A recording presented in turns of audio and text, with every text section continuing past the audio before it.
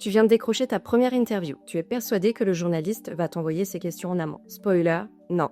En fait, très peu de journalistes acceptent de partager leurs questions à l'avance. Tout simplement pour préserver ta spontanéité et ton authenticité. Alors, tu vas devoir te préparer à l'interview sans les questions. Si tu veux être à l'aise pendant l'entretien, délivrer les bons messages et maîtriser cet exercice, cette vidéo est faite pour toi. Que tu sois un entrepreneur prêt à lancer ton projet, un expert invité sur un plateau ou un artiste face à la presse pour la première fois, je vais te donner les clés pour transformer le stress en confiance et chaque interview en succès. Je suis Céline Rousseau, j'accompagne depuis plus de 20 ans des personnalités et des porteurs de projets devant les médias. J'ai vu, entendu et lu des tonnes d'interviews. Certaines ont été des réussites, d'autres des occasions manquées. Ma compréhension intime des rouages médiatiques, celle que tu peux développer toi aussi, m'a montré une chose essentielle. La performance en interview ne dépend pas seulement de ton savoir, mais surtout de ta préparation. Dans cette vidéo, je ne vais pas juste te donner des astuces de surface ou des hacks éphémères. Je vais te révéler la méthodologie complète et accessible pour te préparer à n'importe quelle interview média. Mon objectif, que tu sois non seulement à l'aise, mais surtout percutant, mémorable et que tu penses comme un journaliste pour pitcher comme un pro.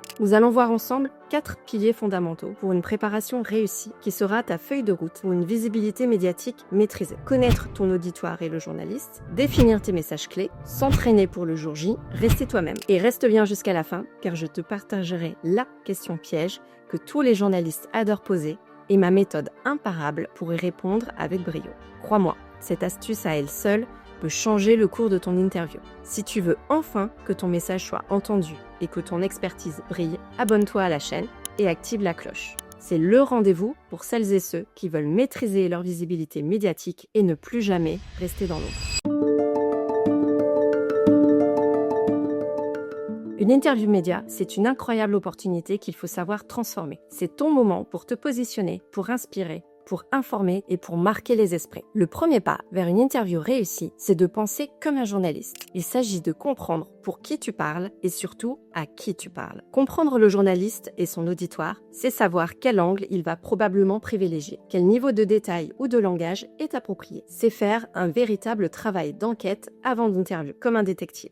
Ignorer cette étape, c'est prendre le risque d'être perçu comme hors sol ou ennuyeux et de ne pas laisser la moindre trace. Beaucoup de personnes interviewées se disent « Je suis expert dans mon domaine, je maîtrise mon sujet, je n'ai qu'à préparer ce que je veux dire et ça ira très bien ». Elles se concentrent uniquement sur leur message, leur expertise et ce qu'elles désirent communiquer, sans prendre en compte le contexte ou les attentes de l'extérieur. Imagine que tu tentes d'expliquer les subtilités d'un mécanisme complexe à un enfant de 5 ans ou que tu proposes une solution très spécifique à un problème que personne dans ton auditoire ne rencontre. C'est absurde, n'est-ce pas? Et pourtant, c'est précisément ce qui se passe quand tu ignores ton auditoire et le média pour lequel tu t'exprimes. Ton message ne résonne pas, car il n'est pas adapté. Le journaliste, qui est le gardien de l'information pour son public, va vite sentir que tu n'es pas aligné avec sa ligne éditoriale, ses contraintes de temps ou les attentes de ses lecteurs, auditeurs ou téléspectateurs. Chaque média, chaque public a ses propres questions, ses propres centres d'intérêt. Si tu apportes des réponses à des questions que personne ne se pose, ton intervention n'aura aucun intérêt. Alors que si tu sais que le journaliste écrit pour un quotidien économique, tu ne prépareras pas les mêmes messages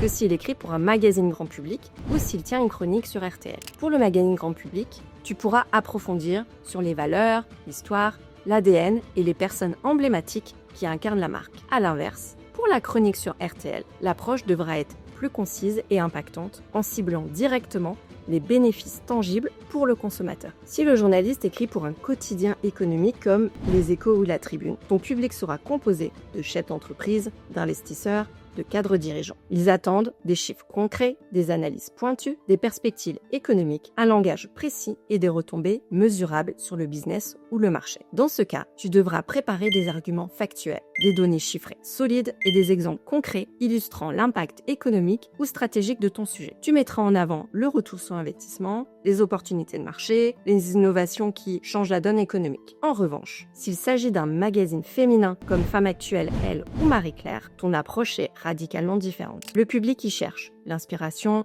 des conseils pratiques pour leur vie quotidienne, des témoignages personnels, des histoires qui les touchent, de la découverte. Ici, pas de jargon. Tu privilégieras le storytelling sous toutes ses formes. Des anecdotes, des parcours de vie, des conseils simples et applicables. Tu expliqueras la complexité de ton sujet de manière imagée, simple et accessible, en faisant le lien avec le quotidien des lecteurs. Si tu es invité pour une chronique radio généraliste comme sur RTL ou France Inter, le défi est de captiver un auditoire très large, souvent multitâche, qui est dans sa voiture ou en train de cuisiner. La concision est reine. L'humour peut être un atout, mais il faut savoir piquer la curiosité en quelques secondes. Les messages clés doivent être percutants, faciles à mémoriser et à partager oralement. Tu devras penser à des punchlines, à des anecdotes sonores courtes et à maintenir l'attention sans visuel. Cela nous amène au deuxième pilier, structurer ta pensée autour de messages clés. C'est l'art de pitcher comme un pro. Il ne s'agit pas de débiter un discours préétabli, mais d'avoir 2 ou 3 idées fortes, claires, concises et mémorables que tu veux absolument faire passer, peu importe la question posée. C'est ta boussole, ton fil rouge, ton encre pendant l'interview. L'erreur la plus fréquente, c'est de vouloir tout dire. Tu te sens investi d'une mission, tu as une expertise profonde et tu penses que la meilleure façon de la partager est de rédiger un script complet, un texte mot pour mot et que tu vas ensuite tenter d'apprendre par cœur. Le problème avec cette approche, c'est qu'elle t'enferme dans une cage dorée. Tu deviens un acteur qui récite son texte, plutôt qu'un expert qui dialogue. Tu parais alors robotique et inauthentique. Ton débit manque de naturel, ta voix est monocorde et ton regard est probablement perdu dans tes souvenirs du texte. Tu es désarmé par les questions imprévues. Le journaliste n'est pas là pour valider ton script, il est là pour informer son public et ces questions peuvent dévier de ce que tu avais prévu. Si tu es trop figé dans ton texte, la moindre question hors cadre te déstabilise. Tu cherches tes mots, tu paniques et tu perds le fil. La peur d'oublier de dire tout le texte préparé monopolise ton énergie mentale, t'empêchant d'être pleinement présent et de réagir avec pertinence. Sans ces messages clés clairement définis et maîtrisés, tu risques de te perdre dans des digressions, de manquer de clarté ou d'oublier des informations essentielles sous la pression. Et là, attention, si tes messages ne sont pas clairs, synthétiques et martelés de façon stratégique, tu laisses le journaliste interpréter ta pensée ou pire, extraire des éléments moins pertinents. Le risque que ce ne soit pas ce que tu veux faire passer qui soit retenu,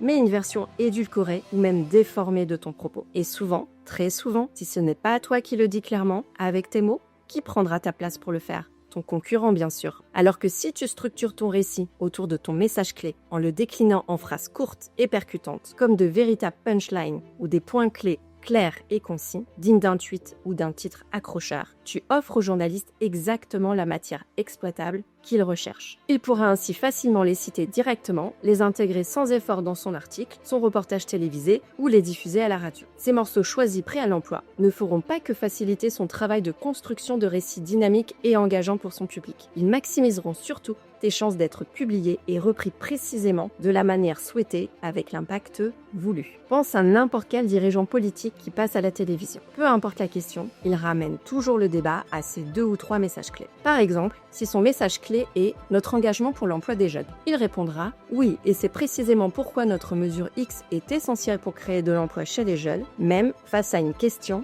sur la fiscalité. » C'est un exercice de discipline et de stratégie. J'ai récemment accompagné un artiste sculpteur. Pendant des années, il a nourri une défiance envers les journalistes qui, je cite, ne comprennent pas son art et déforment toujours ses propos. Blessé, il avait perdu confiance en sa capacité à transmettre son art aux journalistes. Lorsque l'on a commencé à travailler ensemble, la première chose que nous avons fait, c'est de clarifier ses messages et de définir les quelques messages clés, ce qu'il doit marteler le plus possible en employant toujours les mêmes mots. Son message principal, celui qui lui tenait le plus à cœur, était l'art comme miroir de notre société. Il a ensuite réalisé des dizaines d'interviews lors de vernissages. Pendant tous ces entretiens, il a veillé à toujours répéter l'art comme miroir de notre société. Et c'est exactement ce que les médias ont retenu et ont mis en avant dans leurs articles. Ensuite, le troisième pilier et non des moindres, l'entraînement. La meilleure préparation du monde ne vaut rien sans une répétition sérieuse. Il ne s'agit pas de réciter un texte par cœur, loin de là, mais de te familiariser avec le rythme de l'interview, de maîtriser ton langage corporel, ta tonalité de voix et de savoir gérer les questions inattendues. C'est la répétition qui apporte la fluidité, la crédibilité et cette confiance naturelle pour construire ton récit, même sous pression. On a tendance à se dire « je connais mon sujet, ça ira ». Mais connaître son sujet n'est pas la même chose que savoir le présenter sous la contrainte du temps, du direct directe ou d'un interlocuteur qui pose des questions difficiles, surtout quand tu n'as pas les questions en amont. Le problème, c'est que l'absence d'entraînement à l'interview est une faille majeure dans ta préparation. Sans cette pratique spécifique, le stress est un adversaire redoutable. Il peut te faire perdre tes moyens de bien des manières et les conséquences sont immédiates et visibles. Sous pression, ta pensée s'embrouille. Tu cherches tes mots, tu perds le fil de tes messages clés. Ton discours devient hésitant, décousu et donc difficile à suivre pour le journaliste et surtout pour l'audience. Ta voix peut trembler, ton débit s'accélérer ou au contraire se figer. Ton regard peut fuir, se perdre ou être rivé sur un point fixe, donnant une impression de gêne, d'insécurité ou même de malhonnêteté. Ton langage corporel se crispe. Tous ces signaux non-verbaux nuisent à ton image et à la perception de ta confiance en toi, même si tu es parfaitement sincère. Sans entraînement,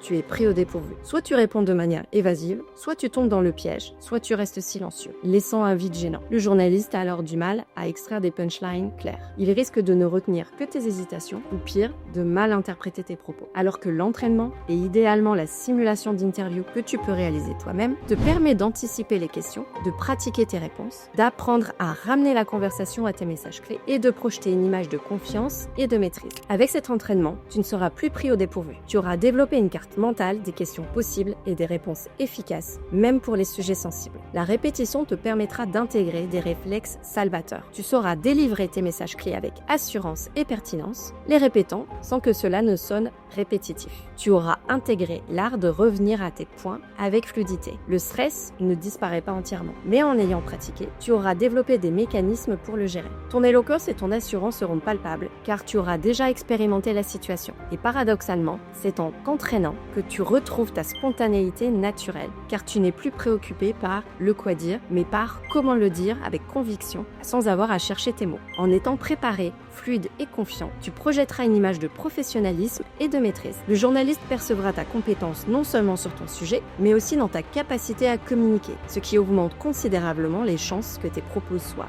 fidèlement retranscrits et que tu sois réinvité. Une fois, j'ai vu un expert en économie ultra compétent, vraiment un crack dans son secteur, complètement se bloquer face à un journaliste pugnace. Il connaissait tous les chiffres par cœur, mais il a été déstabilisé par la forme de la question et son manque d'entraînement à y faire face. À l'inverse, une jeune entrepreneuse que j'ai préparée pour son premier direct sur une chaîne locale a brillé. Elle a utilisé des techniques simples de respiration avant l'interview pour se détendre, merci à la cohérence cardiaque, et elle est restée focus sur ses messages clés et surtout, elle a gardé le sourire pendant tout l'entretien. Face à une question sur un concurrent, elle a souri et a dit avec assurance: c'est intéressant, mais ce qui est essentiel pour nous, c'est de parler de la valeur que nous apportons à nos clients. Elle a redirigé brillamment la conversation vers ses messages clés. Il n'y a pas de secret, elle avait juste répété cette technique des dizaines de fois avant de la mettre en application.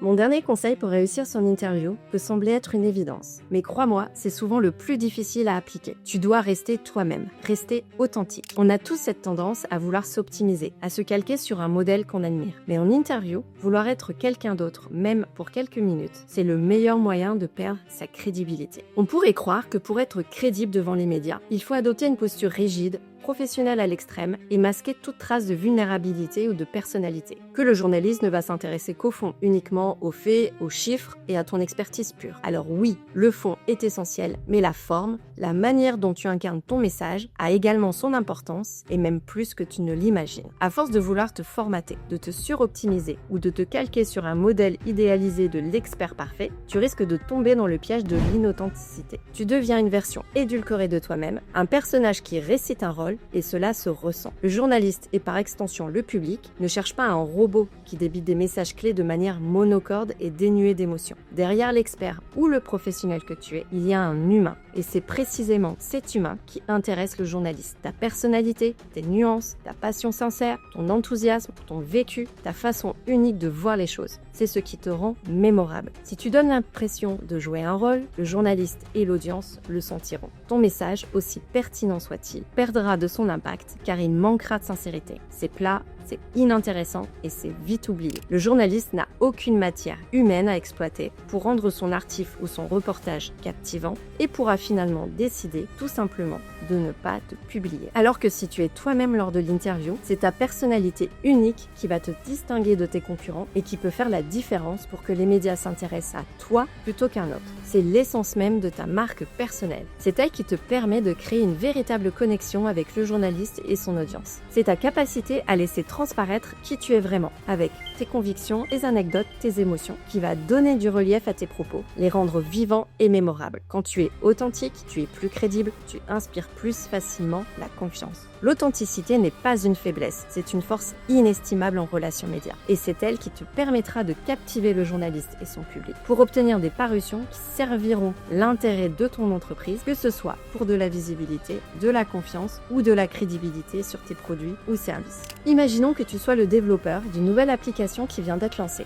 Tu es interviewé pour présenter cette nouveauté. Il y a deux approches possibles. Une posture en tant qu'expert très factuelle avec un discours bien rodé mais sans âme, qui donnerait à peu près ceci. Le journaliste demande « Monsieur X, pouvez-vous nous expliquer ce qui distingue votre nouvelle application Zenflow des autres applications de gestion du temps sur le marché ?» Réponse: Zenflow est une solution SaaS mobile cross-platform propulsée par une IA adaptative et un algorithme propriétaire de priorisation. Notre UI/UX intuitive a été pensée pour maximiser l'engagement utilisateur et nous proposons une intégration native avec les principaux écosystèmes professionnels, garantissant une optimisation des workflows et une augmentation significative de la productivité individuelle et collaborative. Résultat, le journaliste et le public entendent une liste de spécifications techniques et de buzzwords. Ils ne comprennent pas la valeur réelle de l'application, ni pourquoi ils devraient s'y intéresser. À trop vouloir être perçu comme un expert, le message est froid et ne suscite aucune envie. Ou alors, tu peux avoir une approche plus humaine, plus empathique et plus authentique et répondre à la même question ainsi. En fait, Zenflow est né de ma propre frustration. J'étais noyée sous les tâches, les notifications, j'avais l'impression de courir après le temps sans jamais maîtriser. J'ai réalisé que ce n'était pas juste une question de lister des tâches, mais de retrouver une sérénité